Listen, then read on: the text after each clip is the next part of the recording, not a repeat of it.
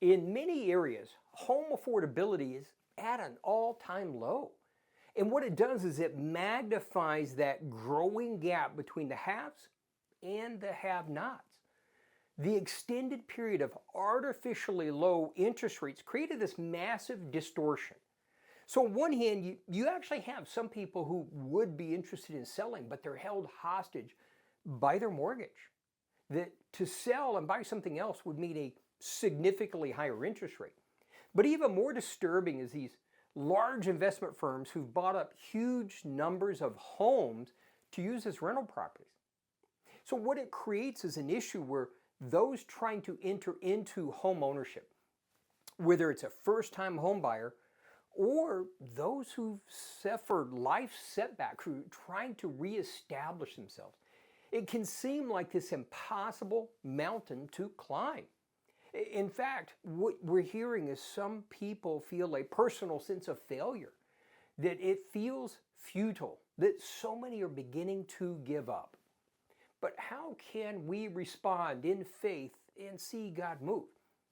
Now, what I'm going to share will, for the non-believer, seem like foolishness, and that's okay. God uses the foolish things of the world to confound the wise. But for the believer, we should allow this principle to challenge ourselves. This is where our faith has to align with God's principles to see God's outcome.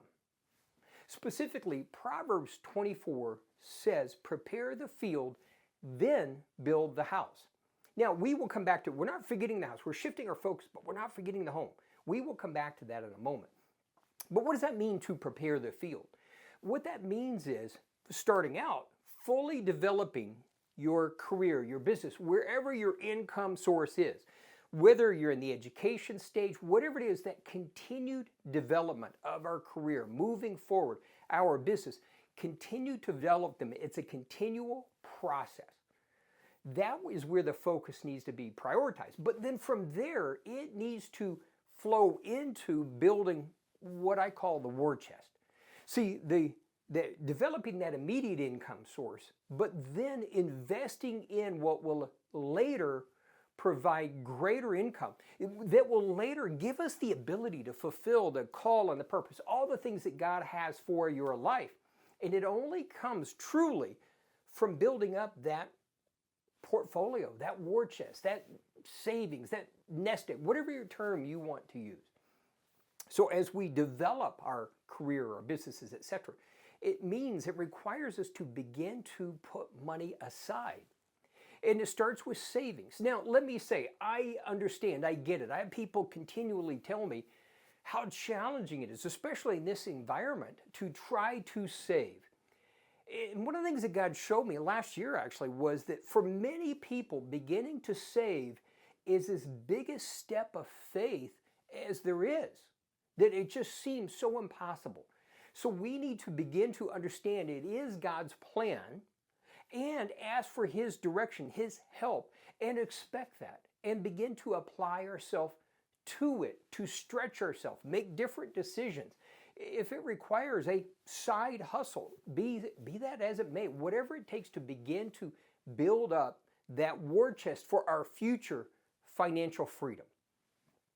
And then as we get beyond saving, is beginning to put that money to work. Now, we're not going to give any investment advice here. I no longer manage investments, but we do on a continual basis. We will add more. It's about avoiding get-rich-quick schemes, strategies that actually appear to have a semblance of wisdom in them, but are a dead end. So we will continue to, for the members, continue to develop the Power to Get Wealth series based on our experience in both what the Bible says and what we've achieved to show people how to make that work. But again, it starts with that foundational level of beginning to invest and having the expectation that God will help you do so and help grow it. But then it does come full circle back to home ownership. That it would be about recognizing God will, as we develop these other aspects, God can and will lead us to the right home rather than chasing the market. See, one of the things we've had is this massive cultural shift in how we view a home. Until the last couple of decades, when you bought a house, it was literally a home. But what happened was with this price appreciation, this shift crept in that permeates where people now look at it more as an investment. They want to enjoy it, but they're looking at the future value. And that created a scene where, again, the market has exploded and people are now chasing the market, putting themselves into untenable situations, creating payments that are just stressing them to the max just to get into the market.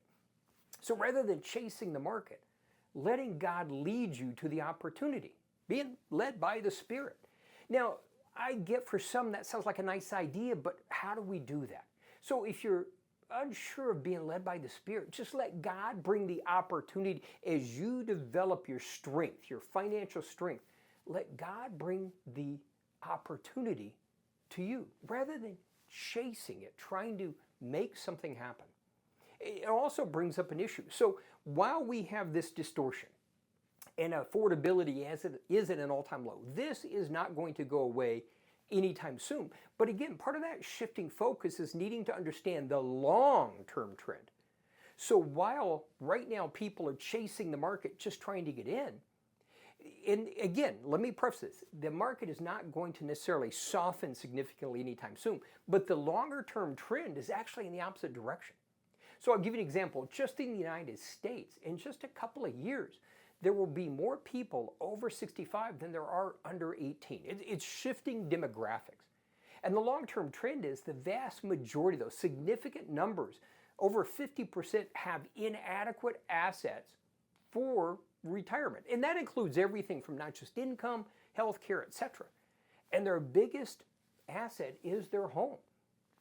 Many economists, most economists actually project once we get past this particular cycle, which won't be anytime soon. I mean, it's going to be for a bit, but the longer term trend, 15, 20 years and more, is actually residential real estate beginning to depreciate.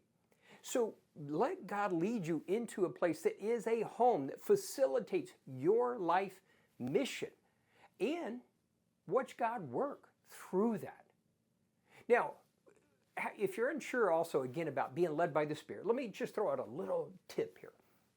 When an opportunity comes along, how do you evaluate, is that God? Sometimes they seem amazing. So Colossians 3:15 says, allow the peace of God to rule your heart.